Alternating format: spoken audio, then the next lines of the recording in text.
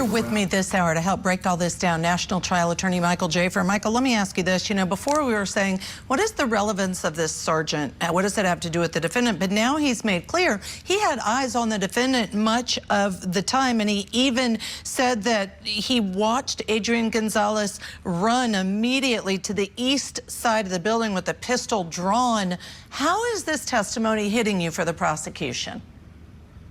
I think it's hitting me very, very importantly, because really what we have to get down to is what was the criminal, whether there was criminal intent, what was the mindset of the defendant? Because it's not enough to just not having gone into the school. What was his intent, and was it criminal? Did it rise to the recklessness level that we need? And so someone having eyes on him, especially trained eyes on him, I think it's extremely relevant. And I think the jury is going to be sitting up in their seat, soaking up everything, because that's what I was leaning in to listen to everything he was saying. So it's very, very, very relevant. What about the fact that we know there was testimony yesterday in which a teacher testified that she saw Adrian Gonzalez, that she told him, he's in there, the shooter's in there, go in there. And he didn't. I think that was the first time I heard testimony say, aha, now we're really getting to the heart of the state's case.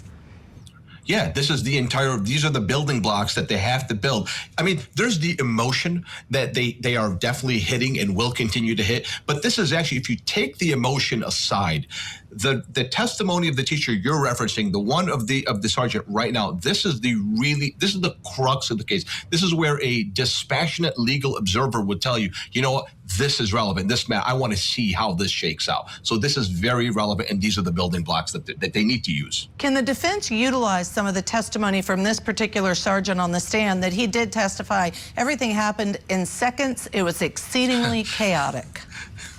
I've only been a defense attorney, never been a prosecutor, and I got right into that when they said it, so I'm glad you asked it. That was, to me, as a defense attorney, he drew his pistol, he ran.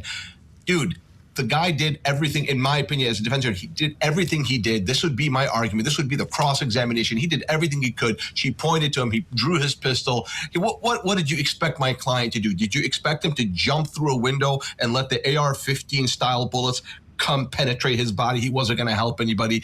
He didn't sign up to commit suicide. So I'm glad you asked that, because that's where my mind went right away. And I do think the point was earlier he should have gone in, is what the state is saying. But I absolutely understand the argument that you would make in that case. All right, let's take a break here. Let's bring back in a trial attorney, Michael Jaafar. Michael Jaafar, you just texted me and said, I think I've changed my mind based on this video. Tell me more. Why is that?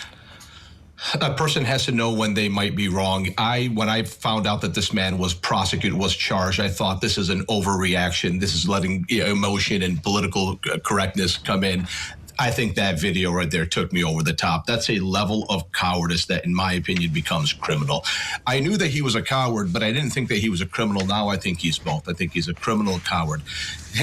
There are close to 20 kids being slaughtered in that school. You're an armed officer. You're leaning on a wall. Give me a break. 5 minutes, maybe 10 minutes, but you were leaning on that wall for a very long time. You were, this was your duty. I initially told myself, well, he has a duty handgun. The other guy has an AR-15. AR-15 is not a military grade weapon, but still, to this level of cowardice, my hunch told me if I was on that jury, I would say, you know what? There's cowardice, and then there's criminal cowardice. I think his stuff rose to the level of criminal cowardice. That video did it for me. It was a little bit disgusting to watch. And I think, too, there's been a great strategy by the prosecution to lay it out in this way, to really lay the groundwork to capture the attention of the jury, to take note of the points you're making. Just quickly, literally, law enforcement is supposed to run to the gunfire. That's their job. So do you think that this is when the jury may say he did not do it, he did fail his duty, and he is criminally responsible?